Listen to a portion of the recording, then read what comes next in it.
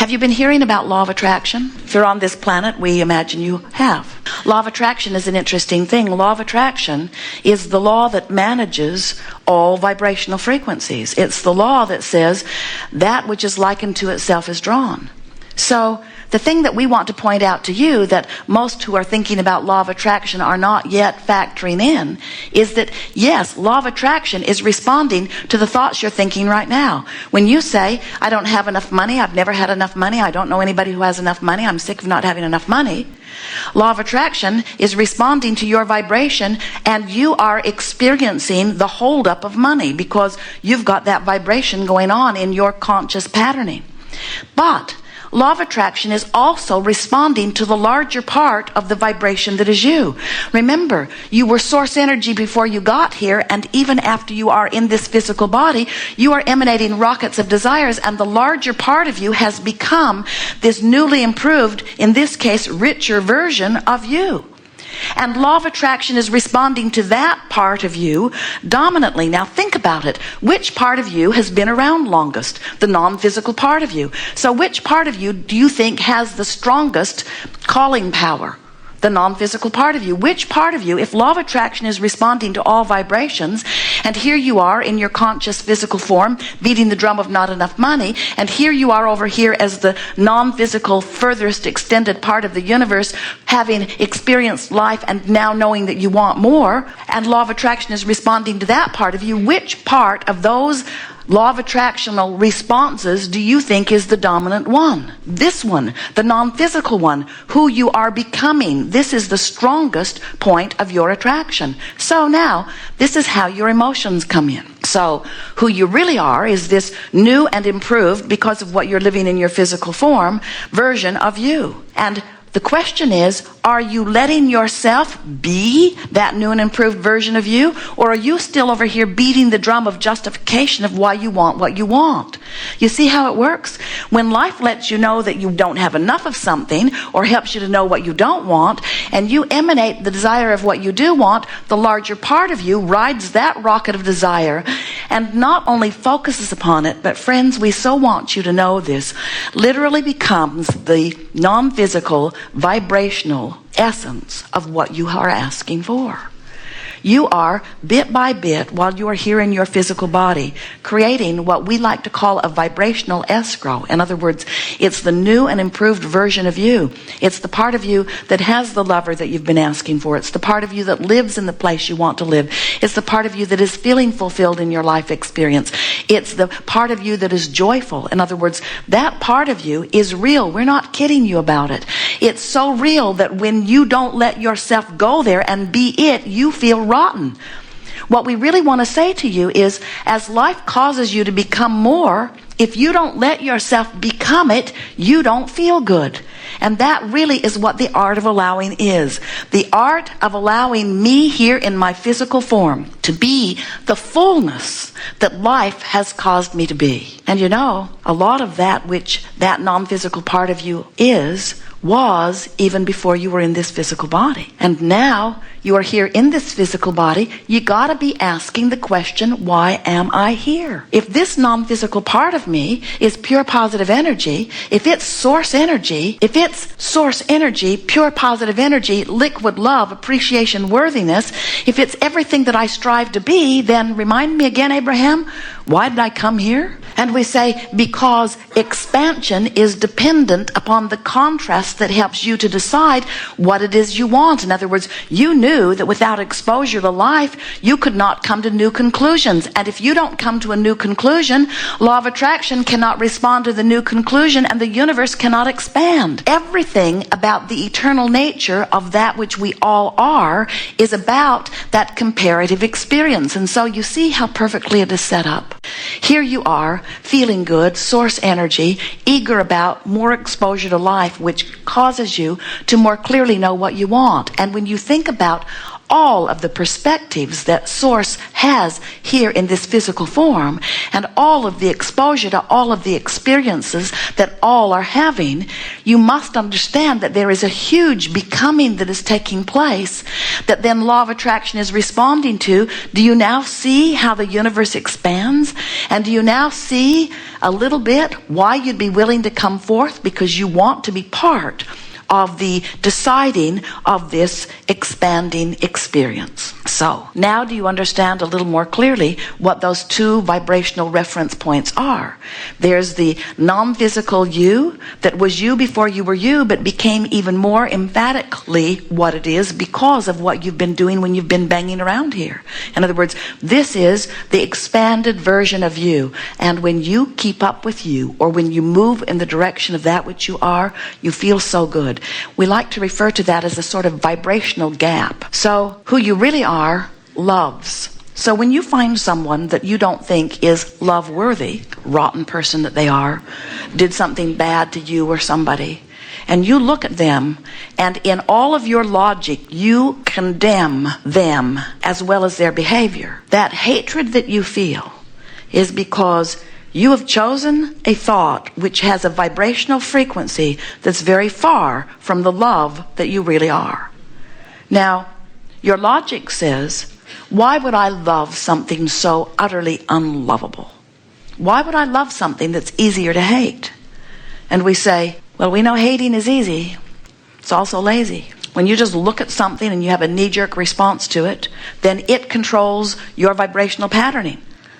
And when it controls your vibrational patterning, you're not in control. And more important, you're not being who you are. You are one who loves, and when you don't love, you feel the vibrational gap. You are one who knows your worthiness, and when you feel unworthy, you create a vibrational distance between who you are letting yourself be and who you are. We call that resistance. Letting yourself be who you are is the allowing of who you are. So there is resisting who you are, there is allowing who you are, there is widening the gap, there is closing the gap, there is blending, there is not allowing the blending. In other words, a blended being is one who consciously reaches for thoughts that allow you to be blended with who you are.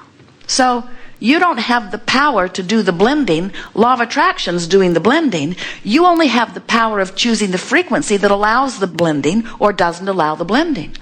And this wonderful emotional guidance system that you have tells you that. And it is so wonderful because it tells you what you're doing vibrationally, but it is also your indication of how you're doing in relationship to the things that you want. In other words, it's the way you quantify your journey. It's the way you can tell every time whether you're moving in the direction of what you want or whether you're moving in opposition to what you want. As Jerry and Esther travel from Phoenix to San Diego, it's not hard for them to make the journey because they understand it. They know that it's west. They know about how many miles it is. And so they never set off in fear or trepidation that they might get lost out there in the desert or that they might not achieve their destination. They never get out there halfway and feel so uncomfortable that they're not yet there yet, that in their disorientation they turn around and go back to Phoenix. They don't lose their way because they understand the journey. But we see so many of you losing your way between sickness and wellness because you haven't figured out how to quantify the journey.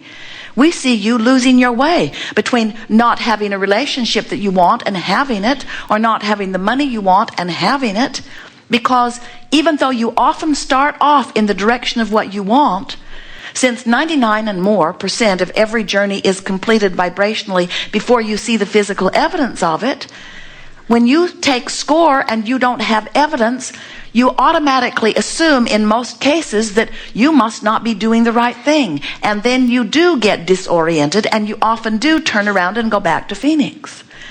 And so your emotions are the way you quantify your journey. And the best way that we've ever found of describing it to you is by saying to you that as you are exploring contrast here in your physical body, and you're giving birth to these rockets of desires, and the source energy part of you is literally becoming that vibrational being that you have offered, And law of attraction is then responding to that vibrational stance of who you have become. The feeling experience to you is you can feel the calling of that. It's like that whole process creates a current, a stream, like a river that is moving very fast. And everything that you want is downstream, you see. So we see so many of our friends, you take your boat down to the river, you've got your oars in your hands, you get in the water and you turn your boat upstream and you begin paddling very hard. And we say, why not turn and go with the current? And you say, oh, that seems very lazy to me. And we say, but the current is moving and there's such power in it. Why not benefit from the power of the stream? And you say, well, I see others who I respect pointed upstream. It must be the right thing to do. And we say, why are you listening to them rather than to your own instinct and your own logic that downstream is more effective? And you say, I never really thought about it. It has not occurred to me lately to do what feels natural.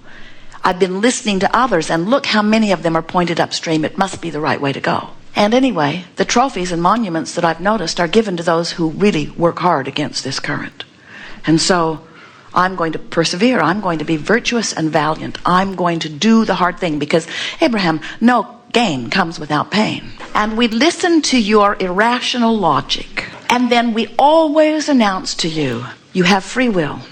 And we certainly honor anything that you want to do.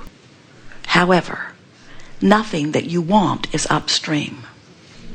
And the reason that we know that so clearly is because we've seen the whole picture. We know how it works. We know who you are. We know who you were before you came into this body. We've seen who you are now that you are here. You've explored the contrast. You've given birth to endless rockets of desires. And we know that the larger part of you has become that expanded version.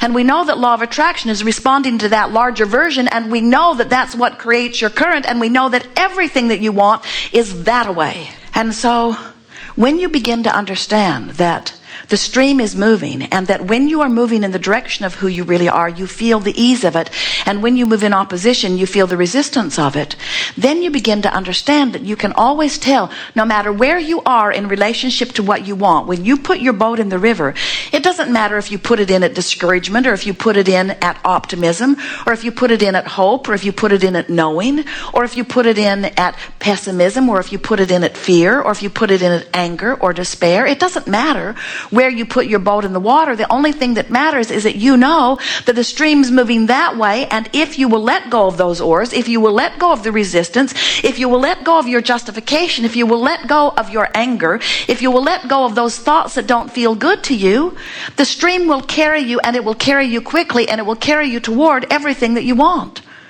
Sometimes our physical friends listen to us and we crow about how good it is to feel good. Love and appreciation and joy, eagerness, passion, that's who you really are. And anything less than that is unnatural to some degree, all the way down there to that despair that you sometimes feel. Down there where those really bad feeling emotions are is your perception of no power. And up here where these really good feeling emotions are is your perception of empowerment. And all of your emotions are about those graduations of your being who you really are, or you're pinching yourself off from who you really are. Every emotion that you feel is about that. So sometimes our physical friends listen to us and they say, all right, Abraham, we'll take you at your word, although it seems foreign to us because we have enjoyed so beating our brains out as we paddle upstream for so long. But we'll take you at your word, and we will accept that feeling good might have some merit. I'm willing to try to feel good if it will get me what I want. And we say, you've forgotten that what you want is feeling good. No, what I want is more money.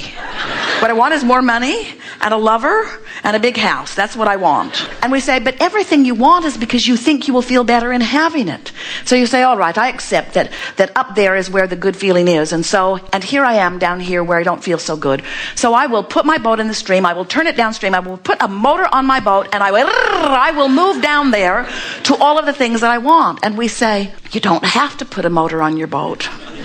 The stream will carry you. And if you are putting a motor on your boat, then you don't understand the stream. And if you are putting a motor on your boat, you're turning upstream every single time. In other words, it isn't until you understand that you can completely let go of those oars, and when you do, the stream will turn you and carry you toward what you want.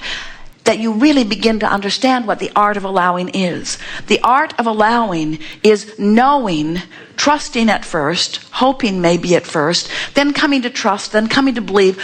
The art of allowing is knowing that what I want has been created, and that my job is now to relax in an attitude of worthiness and let the universe deliver to me through the path of least resistance these things that I want.